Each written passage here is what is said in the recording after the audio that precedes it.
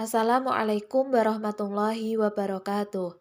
Perkenalkan, kami dari kelompok 6 yang beranggota saya sendiri Sinta Nurhayati dengan NIM 101200242 dan Rizal An-Najwa dengan NIM 101200232. Di sini, kami akan mempresentasikan mengenai tasyrik pada periode taklid, kemunduran. Tertutupnya pintu ijtihad. Tidak ada seorang pun yang benar-benar mengetahui kapan pintu ijtihad itu ditutup dan siapa sesungguhnya yang menutupnya, baik oleh ulama secara individu atau kolektif.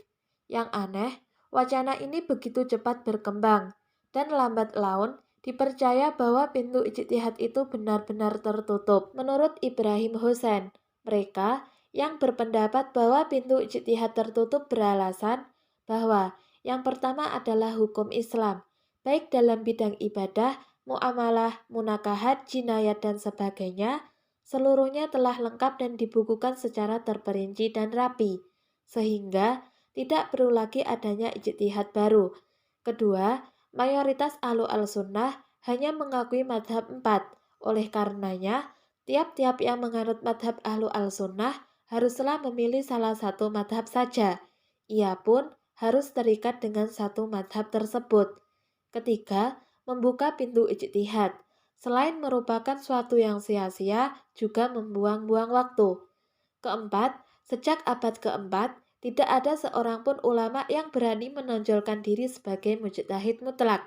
Hal ini menunjukkan bahwa mulai saat itu, syarat-syarat seorang mujtahid mutlak tidak mungkin terpenuhi.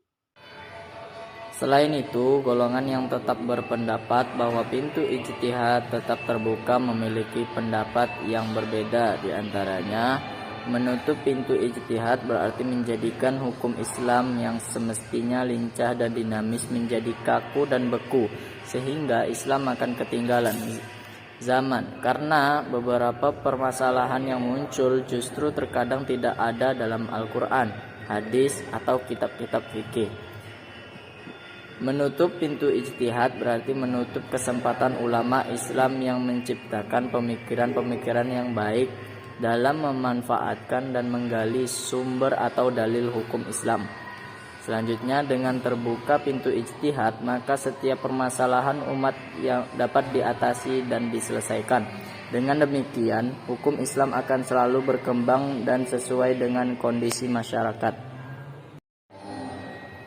Selanjutnya, tarjih di dalam berijtihad menggunakan 3 macam bentuk ijtihad, yaitu ijtihad bayani, yaitu ijtihad terhadap nas yang mujmal, baik karena belum jelas makna yang dimaksud maupun karena suatu lafaz mempunyai makna ganda atau mushtarak, atau karena pengertian lafaz dalam ungkapan yang konteksnya mempunyai arti jumbuh atau mutasyabih.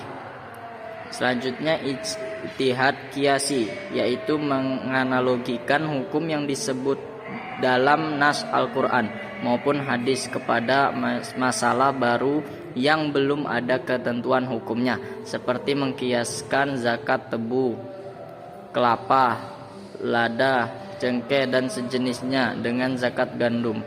Menganalogikan hukum haramnya bir, whisky, dan vodka dengan haramnya khamar dan sebagainya.